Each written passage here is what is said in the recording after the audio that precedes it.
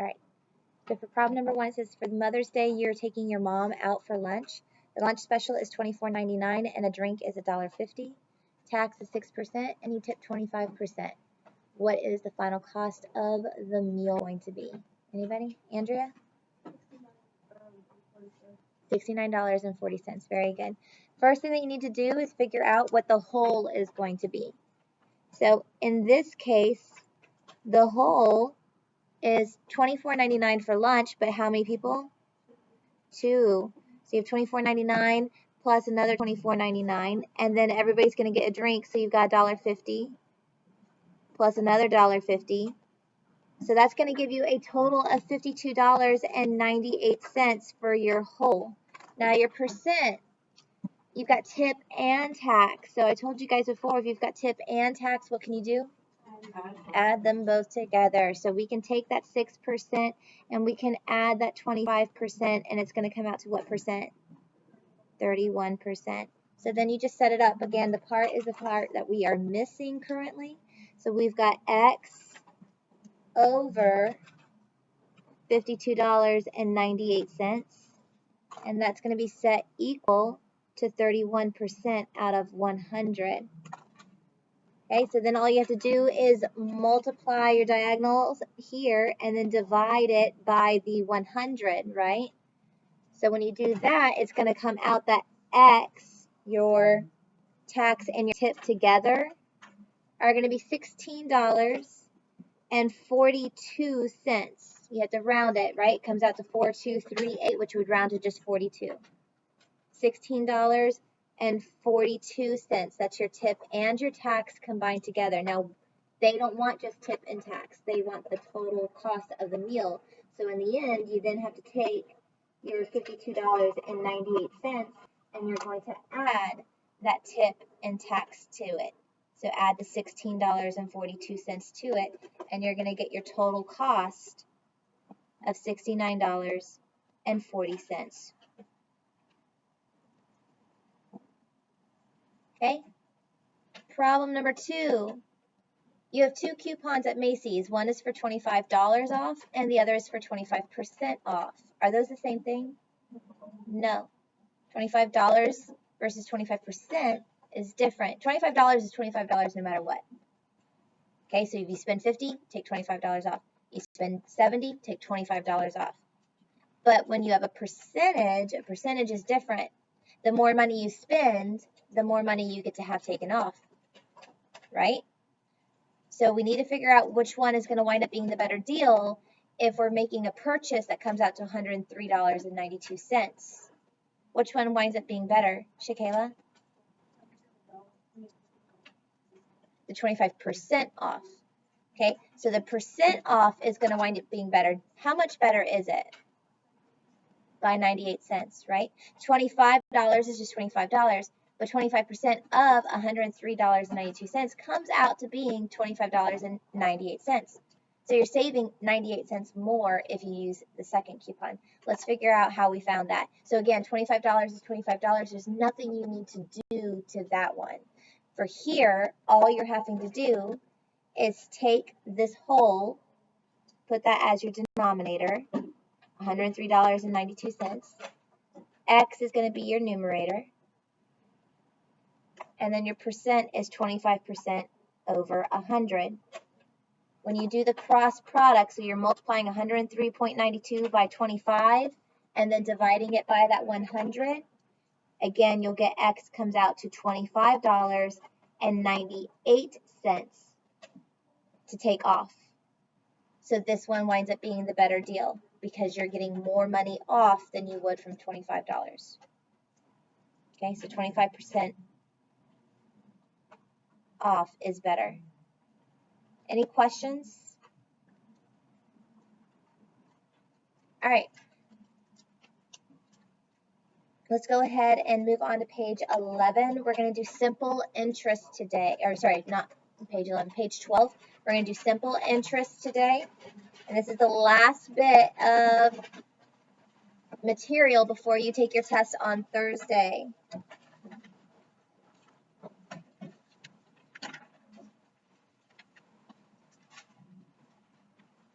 Now again, like I told you, this entire unit, you can use that percent proportion except for percent of change and then today's unit, which is the simple interest unit. This one is a direct formula that you just have to have memorized. So simple interest.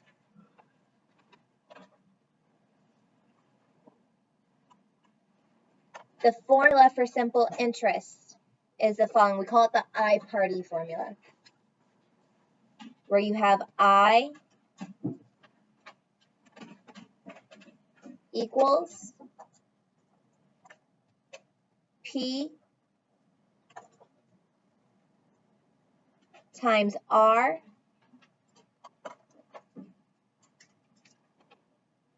times T.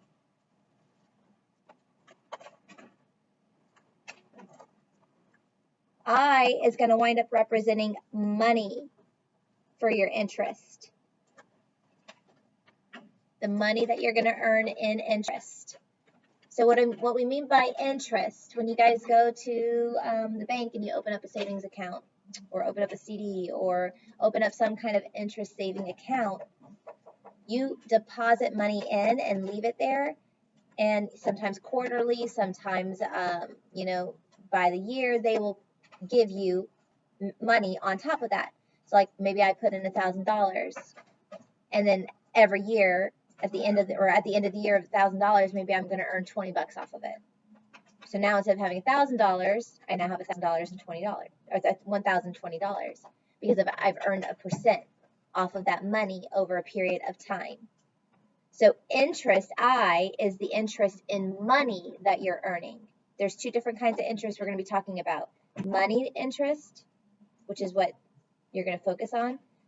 Okay, P also represents money, but that's the money that you're going to borrow, because you might borrow money if you go to a bank and you take out a loan, like you want a mortgage or you want to buy a car or student loans, which pretty much everybody at some point in their life is going to have to take out a loan of some sort.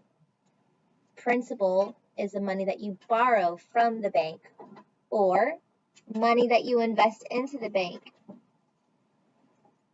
So if you open up an account, a savings account, or an IRA, these are monies that you're giving to the bank to hold on to you, and you're earning money off of it for them just holding on to it. R represents the percent of interest.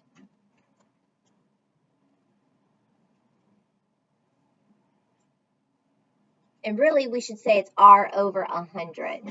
So whatever your percentage is over 100. Because a percent is out of 100. And then T represents the years. Now here's something really important. If you're given months, then you need to divide by 12 to get years. If they tell you, oh, you're going to use this account for 2 months, then you have to do 2 divided by 12 to get it in the format of years. Has to be in years. Why do we divide by 12? That's the number of months that are in a year. Okay, so again, if we've got 4 months, then it's considered to be 0.3 repeated years. 6 months, that's half of a year, 0.5 of a year.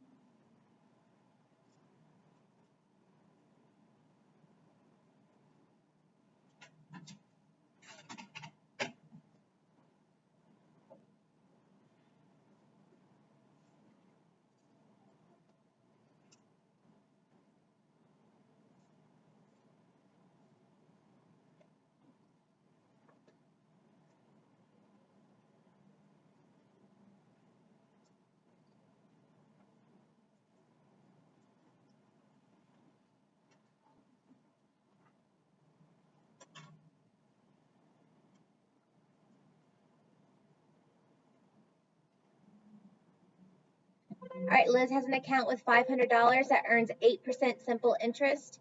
After 3 years, how much interest will she earn? So the question that you're having to figure out in this case is just identifying the interest. If they wanted to know how much money she was going to have in her account after 3 years, what do you think we would do once we found interest? What do you think, Shane? Not multiply it by 3. So let's say that we plugged all this into the formula and we found I. What do you think we would do if they asked how much money will now be in the account? Add that to the 500, right? Interest is what she is earning on that account. So not only would she have her $500 in the account, but she now have whatever extras in there. However, in this case, they only want the interest. That's the key thing that you have to make sure you're reading. What is it that they are asking for? Do they just want interest, or do they want to know how much is in the account now? Those are two different kinds of questions. So here we only want interest. So all we have to do is plug this information into our formula. Interest is what we're looking for, so that one is going to be the question mark. That's our variable. It's blank. We don't know how much interest yet. That's what we're trying to figure out. The principal, P, that's the amount of money that she's either borrowing or investing. She's investing it. She's putting it into an account. So she's got $500 for her principal. Her rate, it's a percentage over 100. So her rate is 8 over 100, which in this case, if we simplify it, comes out to 0.08. That's 8% as a decimal. And T represents the time. There's 3 years. So once we have all these components, we just plug it into a formula. Interest is going to equal 500 times 0.08 times 3. So you're just multiplying all that together, and that's going to come out to $120. That's how much interest she's going to earn in 3 years by just leaving her money in the bank.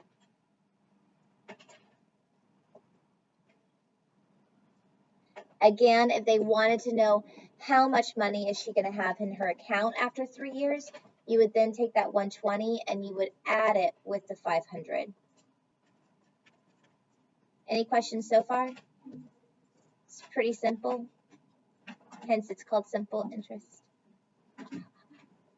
So funny.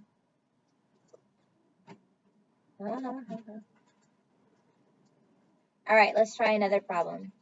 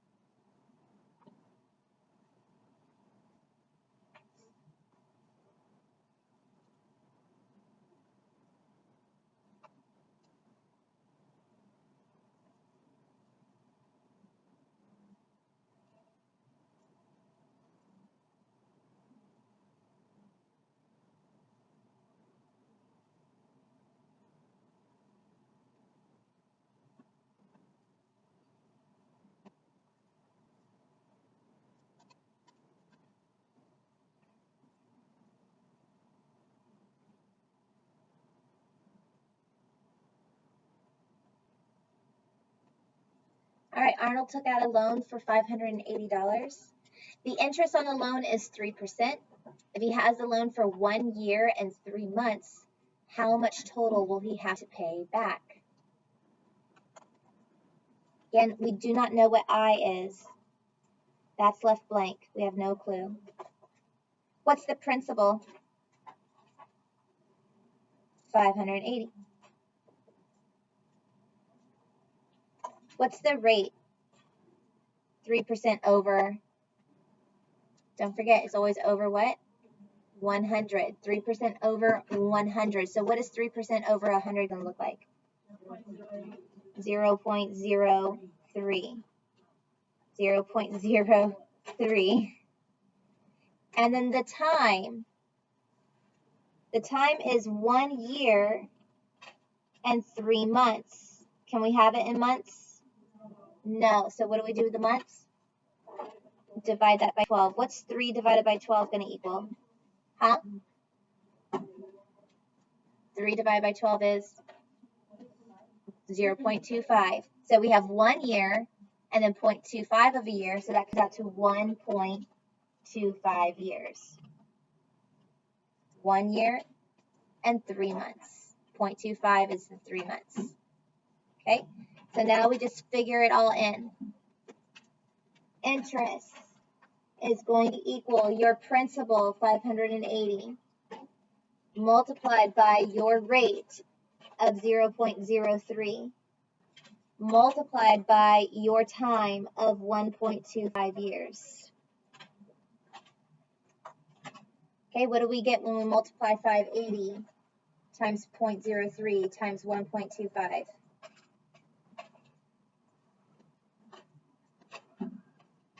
Craig? $21.75. Now, it says how much total will he have to pay back? Is that all he's going to have to pay back? No. He has to pay this back, but what else does he have to pay back? The loan, right? He has to pay the loan, plus he's got to pay that interest back as well. So now we're going to take that principal and we're going to add it with that interest.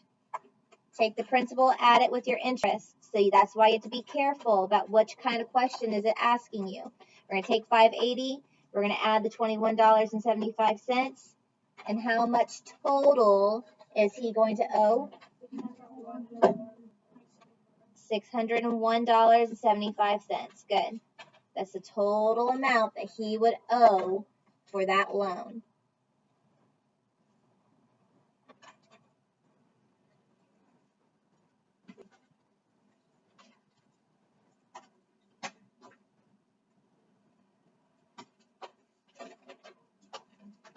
All right, we're going to do one more problem. It's a little bit different.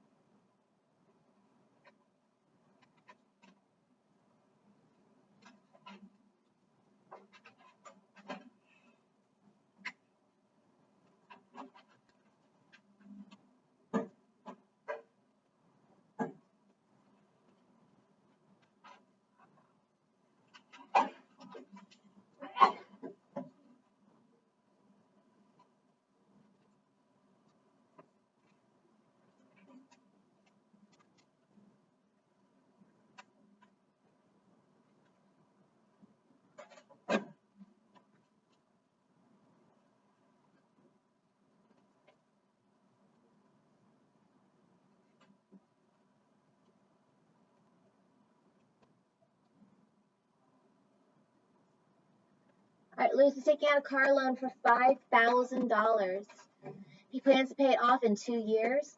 And at the end of the 2 years, he'll have paid $300 in interest. I want to know what the interest rate is. So this time you're not finding interest. You're not finding how much total, because they already tell you the interest. But now you need to know, well, what was the percentage?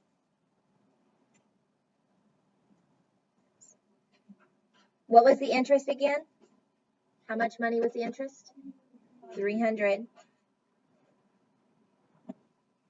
What was the principal? 5,000. We don't know the rate, so we know that that's X over 100. We know that that is X over 100. That's our rate. How much time? 2 years. 2. So now we're just going to set this up into our formula. Remember, our formula was interest was equal to principal times the rate over 100 times the time. Well, we know that the interest was $300. We know that the principal was $5,000. We know that the time was 2 years. So now we just have to solve for R. We just got to figure out what R was. So in this situation, do what we can. Can we multiply 5,000 times 2? Yeah. We can still multiply 5,000 times that 2. What is 5,000 times 2? 10,000. So we now get 10,000 times R over 100. Well, I want to get R by itself, so how do I get rid of that 10,000? So what's the inverse operation? Yeah, so what inverse operation was that called? Division. See, right now we're currently multiplying, aren't we? Let's do the inverse. Let's divide. Let's go ahead and divide that 300 by the 10,000. So we're going to divide both sides by 10,000. What's 300 divided by 10,000 going to give me?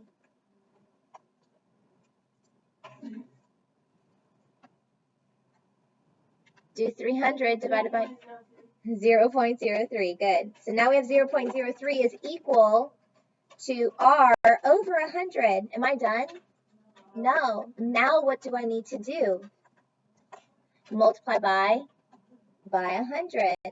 So if we multiply both sides by 100, that's going to give me my rate. What is my rate?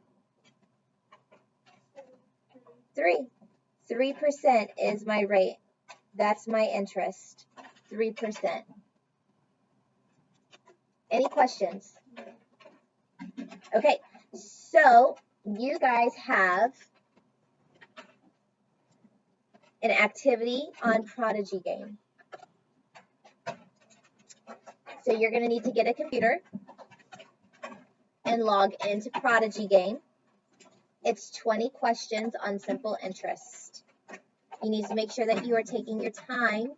Use your calculator, use your notes, answer through it. When you're done and it's no longer asking you simple interest questions, that means you finished, but just keep playing so I can get those diagnostics in. Huh?